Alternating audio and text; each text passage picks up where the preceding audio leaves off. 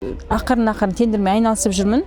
Балаларым кішкентай әлі, олар тастап кетем, тамақтандырамын да айтам, 1-2 сағат мен жұмыс істеп келем, тыныш отыра тұрыңдар деп. Үйде отырғанда айтады оны, волшебный палочка дейді ғой, ондай жоқ. Бәрі әрекетте, өзің қимылдасаң алды қалай нәтиже болады. Сонымен ең бірінші ұтқан тендерім, ол товар Алматыда жоқ, Қазақстанда жоқ. Жолдасым айтсам ұрсады. Нең бар еді, тыныш отырмайсың ба деп маған. Ал жолдасым оған категорически қарсы. Сенің қолыңнан не келеді? Тендер деген жаман. Адам сол депрессиядан шаршаған кезде ғана уже шығады ғой. Мен пәленбаймын курсын алдым, нәтиже шығара алмадым. Ол бәрі сандырақ деген. Самом деле ол жауапкершілікті біреуге артып қою. Баламен өтканда пособие алам. Зато мен сол пособиямды жинаймын да өзімнің инвестицияма құямын. Өзіңе сен өзіңді алып шығар, қайратың мен ақылың екі жақтап. Мен соған өзіме сендім. Қайырлы күн, құрметті көрермендер, оқырмандар. Бізде бүгін кезекті подкаст. Яғни мақсат қандай? Әйел кісілер, декреттегі аналар бізде кәсіп бастап, яғни қандай кәсіп? Мемлекет пен бизнес, тендермен айналысу арқылы, яғни жетістік көрсетіп жатыр, табыс тауып жатыр. Көптеген декреттегі аналар, әйел кісілер белгілі бір қиындықтарға ұшырайды ғой. Бала шаға бар, күйеуінің қолдамауы, ата-ененің қолдамауы, қасында орта болмайды деген сөзін айтуы. Бізде қонақта Ләззат ханым, сол Ләззат ханым 5 баланың анасы, жалпы өзінің оқиғасымен бөліссе, сол тендерде қандай қиындықтар болды, неге тендер таңдады, және біздің оқыған кезде нәтиже көрсеткен, сол оқудан кейін әлі сол мотивацияны ұстап, әлі тендермен айналысып жатыр. Соны тұрақ табыс ретінде қолданып жүр. Қысқа нұсқа айтып өтсеңіз, яғни мақсат шынымен де әйел кісілерге пайда болсын. Әйел кісілер көп өздерінің эмоциональный состояниеда өздерін жеп қояды, тастап қояды, қиын дейді. Басқаларға пайдасы тисін деген мақсатпен сіз тендерге дейін немен айналыстыңыз, қандай қиындықтар болды, отбасы жағдайында. Мен кішігірім историяны білемін ғой. Соны қысқа нұсқа айтсаңыз. Сәлеметсіздер ме? Менің жасым 42-де, есімім Ләззат, 5 баланың анасымын. Тендерге дейін немен айналыстым дегенде, менде қарапайым үйде отырған анамын. Жолдасым жұмыс істейді, өзім 5 баламен үйдемін. Енді табыс деген бір жолдасым тапқан жетпейді ғой. Квартирада тұрамыз өзіміз Алматыда, тамағымыз бар, киіміміз бар дегенде, соменен үйде отырып қой бұлай болмайды, бірдеңе істеу керек деп өзім шешім қабылдадым. Мен жолдасым қолдаған жоқ, сен оқи қой деген жоқ. Өйткені мен оқысам бала-шаға қараусыз қалады деп ойлады. А мен не істедім? Рассрочкаға тендер оқыдым. Тәуекел еттім. Ешкімнен іште күткен жоқпын. Өзіме ғана сендім.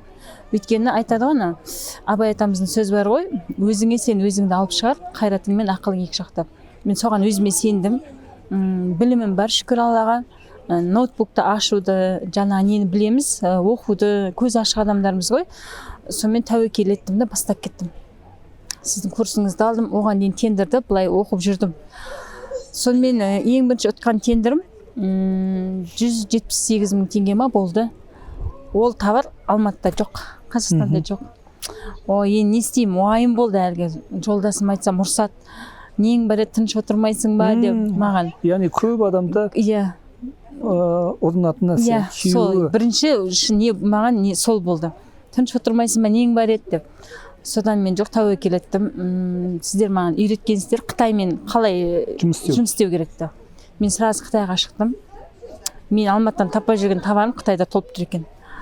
Тәуекелдеп заказ бердім, сол заказым келіп 15 күннің ішінде тапсырып бірінші тендерімді жаптым. Сонан кейін бар уже жолдасымның да, баламның да, ұлым үлкен, енді көзі қарасы өзгерді. Действительно бірдеңе істеуге болады екен ғой. Тендер деген жақсы дүние екен ғой деп. Сонан кейін қазір енді ақырын тендермен айналысып жүрмін. Балаларым кішкентай әлі, олар тастап кетем, тамақтандырамын да айтам, 1-2 сағат мен жұмыс істеп келем, тыныш отыра тұрыңдар деп, бірін қаратып, қазір таңда жұмыс істеп жүрмін, 4-5 сағат үйден шығып кетем, бір жерге барып, тыныш жерге барып отырамын, тендерімді қараймын, заказчиктермен сөйлесем, поставщиктермен сөйлесем, сөйтіп жұмыс істеп жатқан жайым бар. Үйде отырғанда айтады оны, волшебный палочка дейді ғой, ондай жоқ. Бәрі әрекетте, өзің тырыссаң, өзің қимылдасаң алды қалай бірдеңе болады, нәтиже болады. ал маған біреу бірдеңе әкеп береді деп күтіп отырған ол дұрыс емес. Наоборот, декретте отырған ол деген үлкен мүмкіндік. Ал егер де мен декретте отырмасам, мен бір жерде қазір жұмыс істеп жүрген болар едім. Ары кетсе бір продавец болып деп айтайыншы. Ол кезде мен 150 мың зарплата аламын.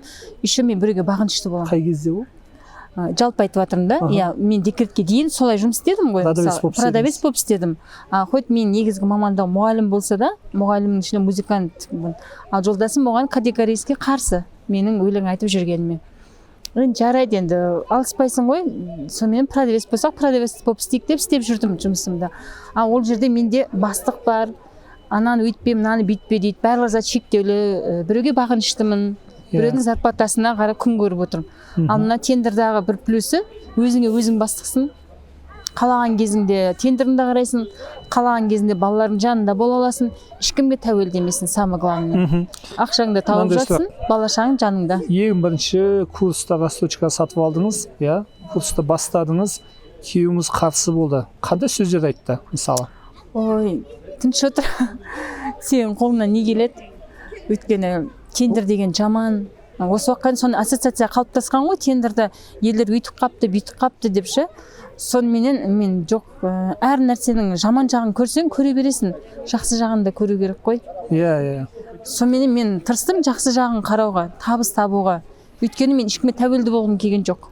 Бірінші тендер отқаннан кейін, көз жеткізгеннен кейін уже көрді, уже сізге поддержка бере бастады. Яғни осыдан түйін бірінші айналысып отқан айтпай, бірінші көзін жеткізу қасындағыларға, сізге сенбесе, көз жеткеннен кейін олар сенгеннен кейін сіздерге поддержка беріп бастайды. Яғни туысқандар, жақындар сіздерге жамандық қаламайды, просто сізді ұрынбасын деп қорқады. Иә, енді олар сол ғой, ұрынбасын, жаңағы бірдеңеге не қылып қалады, араңдап қалады деп ойлайды.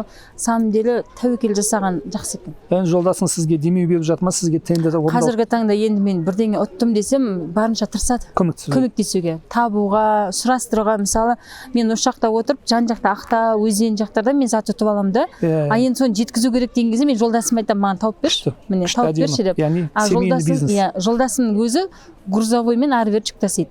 Сол өздерінің таныстарына айтады, сөйтіп жеткіземіз.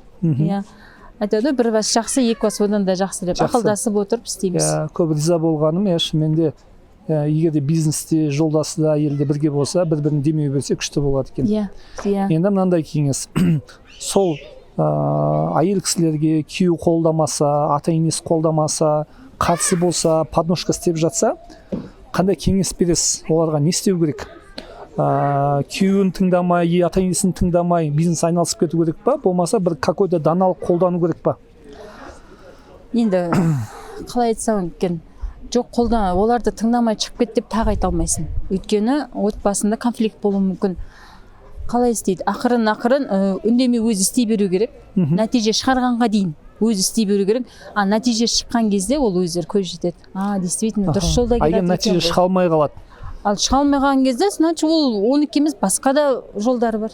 Негізі нәтиже бар ғой, бірақ қандай, не үшін нәтиже шықпауы мүмкін сіздің ойыңызша? Ол айтады ғой, мысалы, оқып жатырмын, білім алып жатырмын дейді, бірақ сол біз дұрыс істеп жатырмыз, оқып жатырмыз.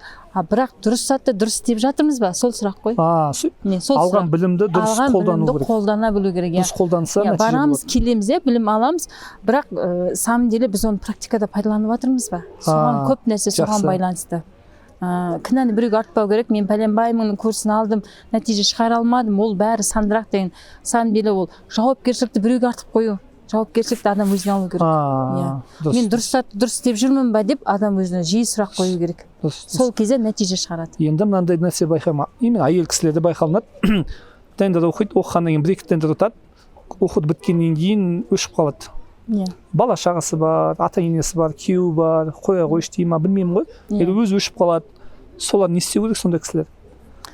Енді не істеу керек болғанда, мысалы, менің өзімнің де бала шағамменен ары бері 10-15 күнге дейін мысалы ноутбукқа ұстай алмаймын. Болады ондай ситуацияшы. Ол кезде мен не істеймін? Мен барынша бәрін орнына қойып, мен үйден шығып кетуге асығамын. Бала шағамды бәрін тамағын берем, чайын берем, ал мен 1 сағат жұмыс істеп келейін деймін де, ноутбугымды алып көтеріп шығып кетем. Мен үйде отырсам, үйдің жұмысы бітпейді ешқашан. Міне біреу жылап жатады, біреу тамақ сұрап жатады, біреу тағы бірдеңе сұрап жатады. Оның бәріне отыра берсем, мен кешке дейін солардың несіне қараймын да, ал менің жұмысым қалып жатыр. жақсы, дұрыс.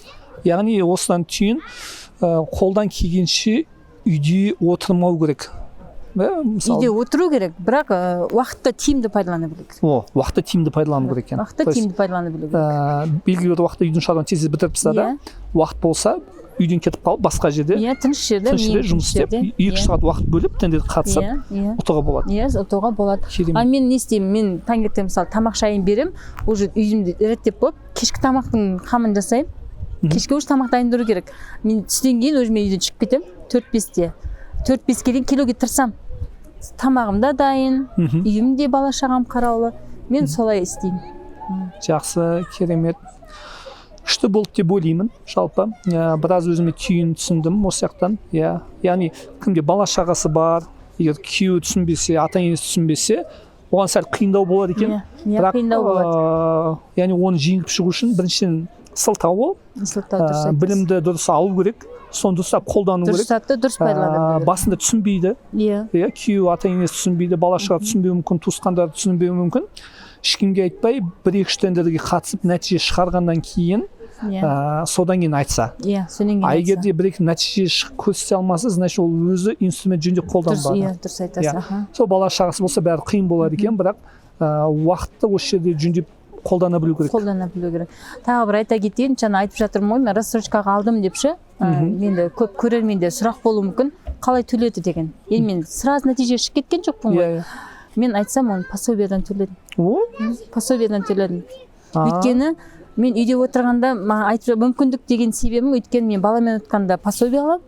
Зато мен сол пособиямды жинаймын, өзімнің инвестицияма құямын. Ертең сол инвестицияны өзімді дамытқан кезде ол маған инвестициям маған 10 есе болып қайтып келеді. Баламды да қыдырта аламын, мысалы, айтқан нәрсесін алып бере аламын деген сияқты. Енді осы тендермен айналыссаңыз, пайда тауып жатсыз, қандай өзгеріс болды? Табыс жағынан, патент сатып алдыңыз ба? Болмаса қазір уже қарызға емес, рассрочкаға емес, өз ақшаңыз алып жүрсіз деген сияқты. Не өзгерістер болды? Мысалы, бұрын үйде отырған кезде бір нәрсені алғым келсе, ой, бұл қайда маған дейтін шыны керек. Өйткені баламен отырмыз, жаңа бір пособияға қараймыз ғой, енді әйел адамның жолдасының табысы ештеңеге жетпейді. Қазіргі таңда енді шүкір Аллаға, бәленбай миллион тауып кеттім демесем де, баратын жеріне бара аламын, киетін затымды кие аламын. Мысалы, бір кафеге болса да өзім кіре аламын деген сияқты ғой. Оған дейін бізде ондай мүмкіндік болған жоқ. Ең бастысы еркіндік. Қаржылы еркіндік. Енді келесі момент уже квартира, машина жағынан уже пландау болады. Алла бұйырса. Оның бәрі ақырын бірден болмайды ғой. Ақырын бір талдан. Қуаныштымын жай-жайлап. Әрқашанда уже ең басты нәтиже көрсеттіңіз, дәлелдеріңіз, енді қасындағылар сізге демеу болып жатыр, сізге сенеді. Енді солардың көмегімен жалпы одан да үлкен табысқа, одан да үлкен мақсатқа жетуге болады екен. Қуаныштымын. Басқа да пайда болады деп ойлаймын. Күшті, керемет. Сол құрметті оқырмандар, достар, міне сіздерге живой пример. Әйел кісі декреттегі болса, 4-5 бала шағасы болса, ешкім қолдамаса, осындай инструменттер қолдансаңыз болды. Ешқандай сылтау керек емес. Тек қана істеу керек. Желание болу керек. Желание, амбиция. Желание болу керек. Даже қиындық деп қалсаңыз да. Қиындық адам пісіреді. Дұрыс айтасыз. Адам сол депрессиядан шаршаған кезде ғана уже шығады ғой. Басқа вариант жоқ.